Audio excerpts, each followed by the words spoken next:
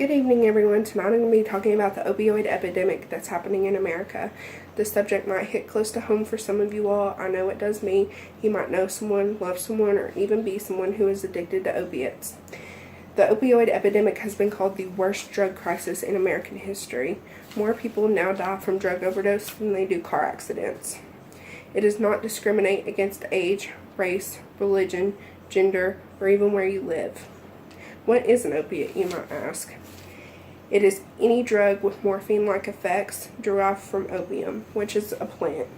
Some of the most addictive painkillers on the market today are fentanyl, ranked at number 1, followed by other opiates such as Oxycontin, hydrocodone, and Percocet, just to name a few. So how did we get here?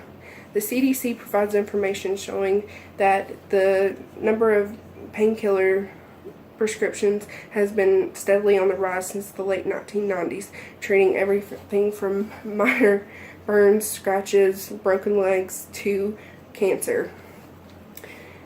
According to the CDC, in 2012, healthcare providers wrote 259 million prescriptions for painkillers, which is enough for every single American adult to have one full bottle to themselves.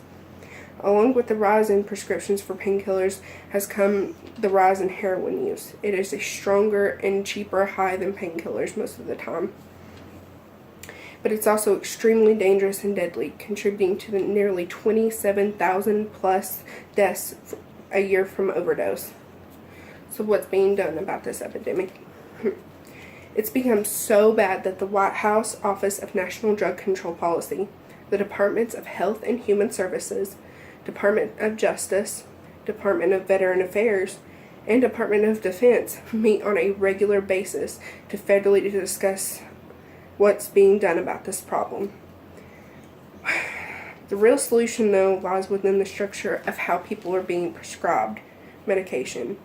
And now, not by any means am I saying those with cancer or chronic pain should not be prescribed painkillers, but rather that the 16-year-old who broke his leg playing football should not be prescribed Oxycontin. 11 million people aged 12 and up last year reported misusing prescription painkillers. So a national database is in the works to be set up to track the number of prescriptions being filled, by whom, how often, and even by what doctors, so that doctors can see it in real time to know the signs of when someone is doctor shopping. Federal and state governments are also increasing access to treatment facilities. The number one reason addicts usually do not seek help is the fear of withdrawal. Narcan is also being used to help aid in the battle. Narcan is a medication that reverses the effects of an opioid overdose.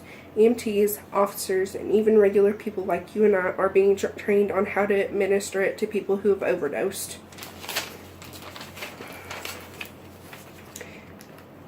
And lastly, we must reduce the number of Americans being exposed to opiates in the first place.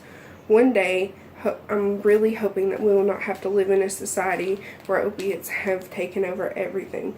You and I may know people who are fully functional on opiates, but we've also seen videos and YouTube videos and Facebook posts about people who are just completely out of their minds.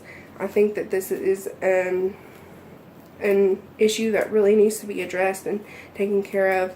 I don't want my child growing up in this, and I'm really, really hoping that it gets taken care of in the future.